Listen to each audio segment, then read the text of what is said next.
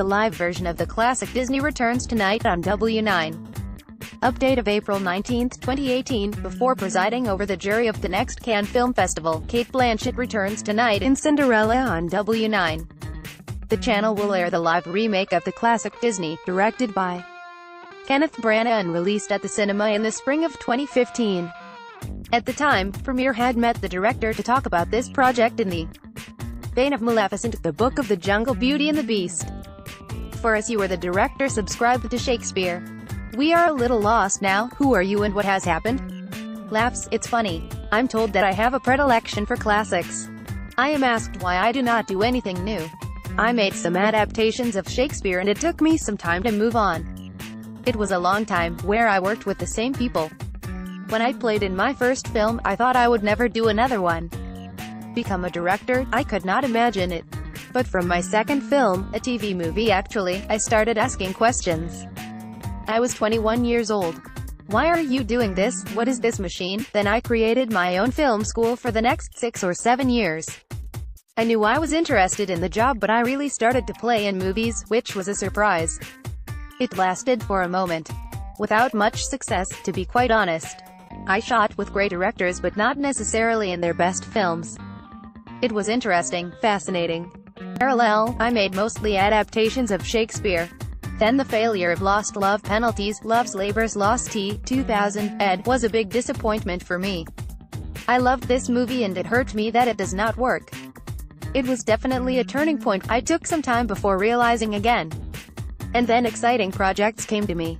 The idea of being behind the camera has become more logical, more natural.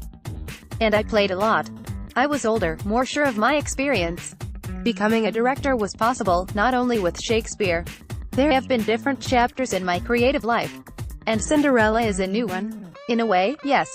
In the summer of 2008, I started Inspector Wallander's series Les Enquêtes, where he plays Kurt Wallander. Editor's note.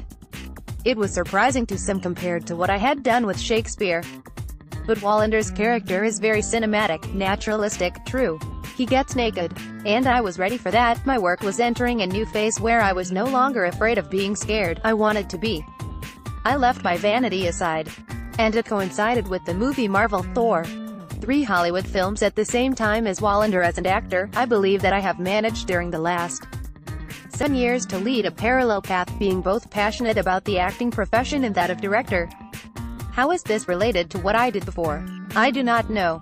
And maybe this chapter is over because I have no idea what will happen next. But to answer your first question, I do not know what happened. Laughs. I find it difficult to see a link between your last 3 films, Thor, The Ryan Initiative and now Cinderella. Is there something that brings them together? He hesitates. What participates in the pleasure that I take as a director is to reconnect to the child that I was, who watched movies on television and often in the cinema. I liked all genres, as long as it was real cinematic experiences. In the late 60s, there was obviously the James Bond, but also the movies with Matt Helmer, Derek Flint. Espionage films that have certainly spawned The Ryan Initiative and me much later. I also loved family movies like The Sound of Music or Chitty Chitty Bang Bang. And there were comics also at the time, including Thor that he clears his throat, thinks, a little embarrassed, ed. So if there were to be a link between these films, it would be a return to childhood loves. These first moments dazzling, magical. My moments cinema paradiso. The first film you went to see at the cinema, what was it? I remember the ritual of going to the cinema, Royal Avenue, Belfast.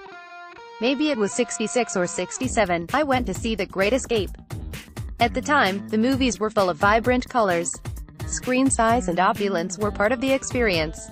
We lived in a very small house, we were working class. Go to the movies, it carried me. We also find these colors, this opulence in Cinderella. Yes, I did not have all that in my life at the time. It's a sensory experience, the characters, the words, the narration.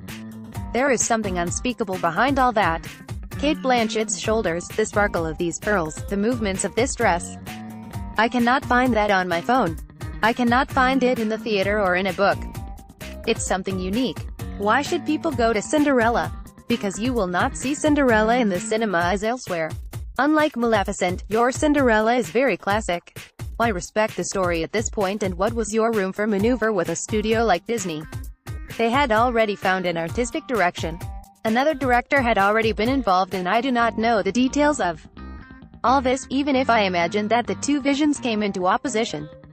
If you want to make a different version of Cinderella, the possibilities are endless.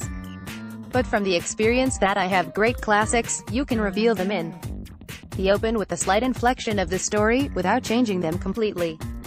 I did that with Shakespeare in the past. Loss of Love Lost is an interesting example. I introduced a real concept of realization. The film takes place in the 30s and is a musical.